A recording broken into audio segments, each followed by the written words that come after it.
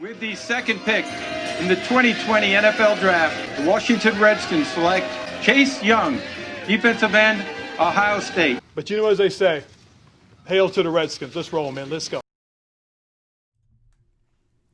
Welcome, all my fellow Redskin brethren and sistren. I am your man and resident Redskins fan, Luke. Thank you for joining me here on the Redskins Report. So Ron Rivera and Dwayne Haskins spoke to the media via Zoom on Wednesday. And so had a chance to listen to all 32 minutes, right around 32, 33 minutes of Ron Rivera's Zoom conference with the media, as probably many of you have as well. And I had one huge takeaway, or several, but it was one question in particular that Rivera answered that I think answered some questions for some of us. I know I've answered this question from many of you a ton of times, and I've essentially echoed what Rivera essentially said. And I want to see if we have the same takeaway from what Rivera said here. And to me, this is the biggest takeaway from this particular interview. A lot of what he talked about was the Black Lives Matter movement and how it's going to impact the NFL. What kind of steps and measures has he taken with his particular team? What conversations have they had? Have they brought anybody in to talk to the team? Those types of things. So he addressed a lot of those issues on this call. And the last question I thought was the biggest takeaway. And I want you guys to take a listen for yourself and then see if you have the same takeaways that I do. Take a listen to Ron Rivera, the question that he was asked, and then his response at the end of his presser. Take a listen. All right, Ron, good to see you. Thank you so much for taking the time. 2 weeks ago, video surfaced of Dwayne Haskins working out with Antonio Brown. Obviously, a lot of Redskins fans were excited about the possibility of that connection. You said earlier you have a young receiving core. Any interest in bringing a veteran wide receiver like an Antonio Brown to Washington? You know, for us to bring a veteran guy at a couple of positions, we got to see what we have in terms of our young guys first. I made the comment about our left tackle position. We've got a group of young guys that we have to find out, you know, whether or not they have that ability to be football players. Because if you bring a veteran right now, you're going to stunt the growth of somebody young. And so we got to find out, we got to see. And that's the beauty of where we are right now, because we've got some young guys at left tackle that we really like.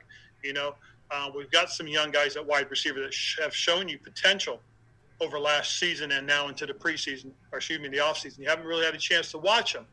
You know, so those are a couple of positions that we got some young guys we really want to see and check out. Quarterback's another one that people, you know, have asked me about.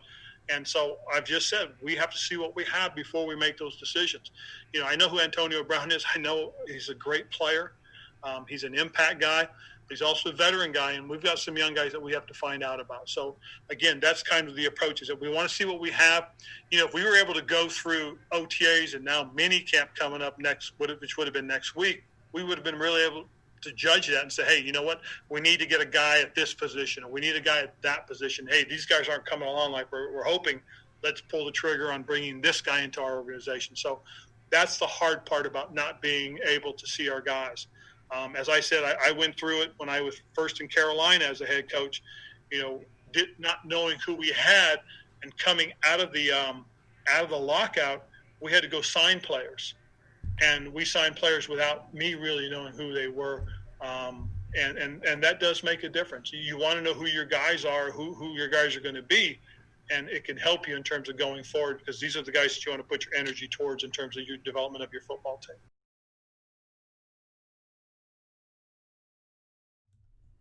So that was the last question on the Zoom conference to Ron Rivera.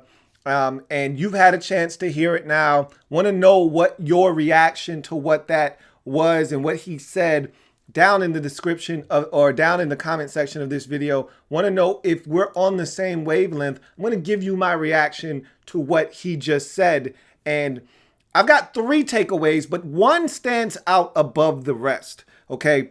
So the first takeaway is that the Redskins aren't signing Antonio Brown, which I had already told you guys as much, and you pretty much knew that. There were a couple of Redskins fans out there that were really on board with that idea. Never thought it had an inkling of a chance, and that's why I didn't even bother making a video nor talking about it at all, because we've been down that road before, done that, talked about it, not going to happen. Same thing with the Stephon Diggs rumors. Every time they would crop up, it wasn't going to happen. So that's out of the way.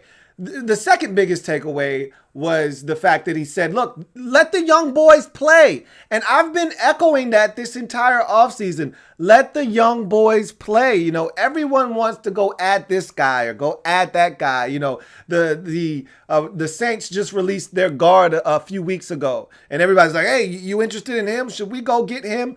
Let the young boys play. No, I don't want to add, Larry Warford. Let the young boys play, okay? Let's find out what Wes Martin has. He talked about Wes Martin, and we'll talk more about this tomorrow on the live show. Make sure you join me 8:30 as we'll be talking about this and other topics, including the tackle position on tomorrow night's show. So join me for that. But he talked about letting the young boys play. The Titans have a free agent corner out there on the streets. Everyone's, asking, what about him? Should we bring him in? No, let the young boys play. All right, that's part of the reason I wasn't really huge on bringing Amari Cooper here. Let the young fellas play. Let's not spend a bunch of money on him. Let's find out what we have at the wide receiver position. And he mentioned that. He talked about the tackle position, which takes me to my biggest takeaway.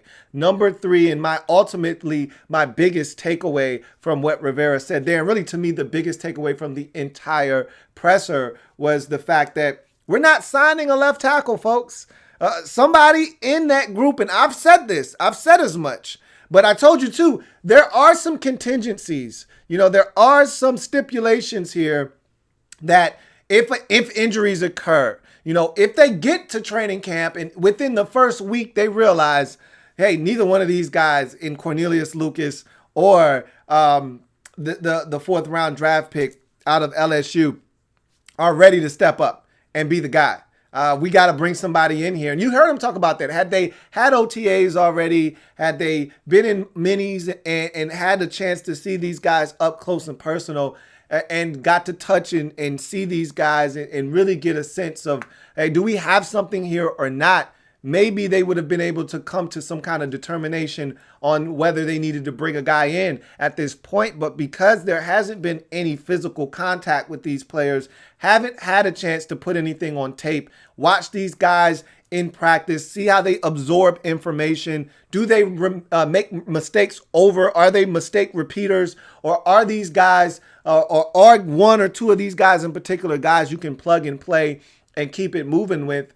And so I don't think we're signing a left tackle, though. And I've said this already. I don't anticipate the Redskins doing anything. I don't anticipate them spending any more money unnecessarily or frivolously. I think they're going to roll with the guys that they've signed, guys that they've drafted. It's a young team. They don't expect to win, okay? Some of you fans out there expect to win. They don't anticipate the Redskins going 10-6 this season. And look, it'd be a great surprise to all of us. It'd probably shock them too if we went 10-6 with everything that's going on. I will say this, and we've talked about this in the past, and this will be the last thing before we get out of here. We've talked about this a lot.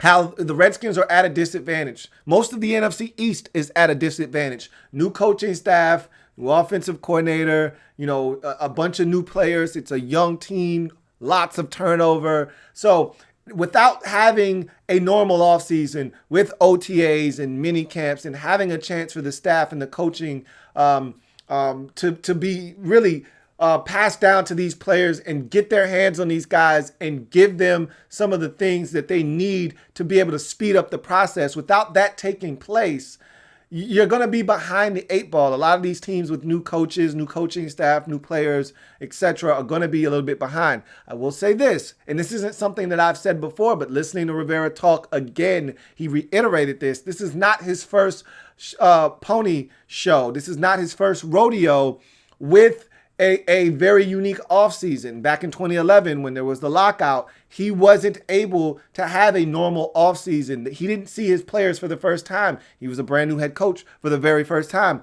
until training camp. It's going to be very similar here. So he's got a little bit of experience. So that's going to help. And it also helps that Rivera isn't a first-time head coach. So a lot of the things that he believes in, a lot of the philosophies, a lot of the things that he's going to try to implement, he's done it before. So unlike the Browns, who have a brand new staff, brand new setup with a coach that's the head coach for the first time in Kevin Stefanski, we're not in that type of situation. Or the Giants, who probably matters more to you guys as Redskins fans. And Joe Judge is a first-time head coach who hasn't done this before, hasn't been in this type of situation, doesn't really know how to go about doing things. He's seen some greats do it, in Bill Belichick and Nick Saban, but him actually doing it himself, he hasn't done it. So he is going to be a little bit behind the 8 ball. Ron Rivera has done it, so maybe that does help him a bit, but still,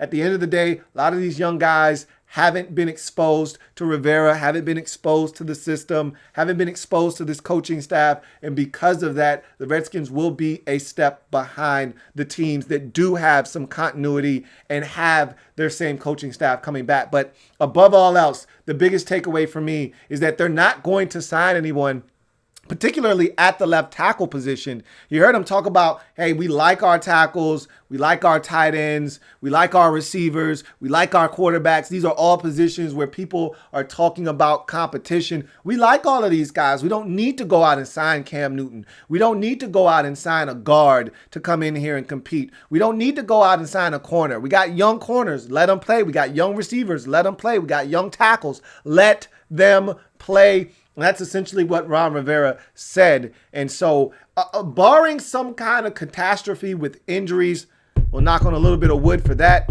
or these guys just can't do it right now and they need more time. Sadiq Charles, never ever trust a man with 2 first names.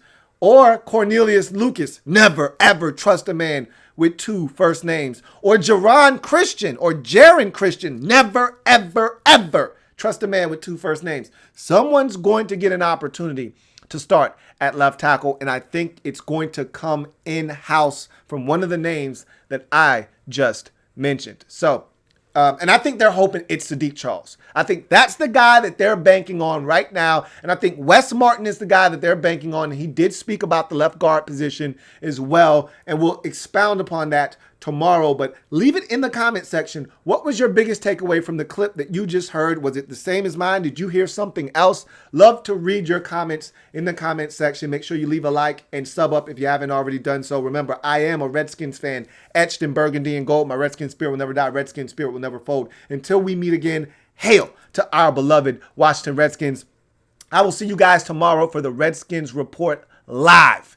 8:30 p. We'll be talking offensive tackle position. We'll break it down. The Redskins have several tackles on the roster, but only a select few will have a true opportunity to, 1, make the roster, and 2, be a starter. And so we'll talk about the guys right now that will comprise of the tackle position going into training camp. We'll talk tackles tomorrow above all else, but we'll have so many other topics to discuss. I'll see you guys tomorrow. Take care. Have a good one.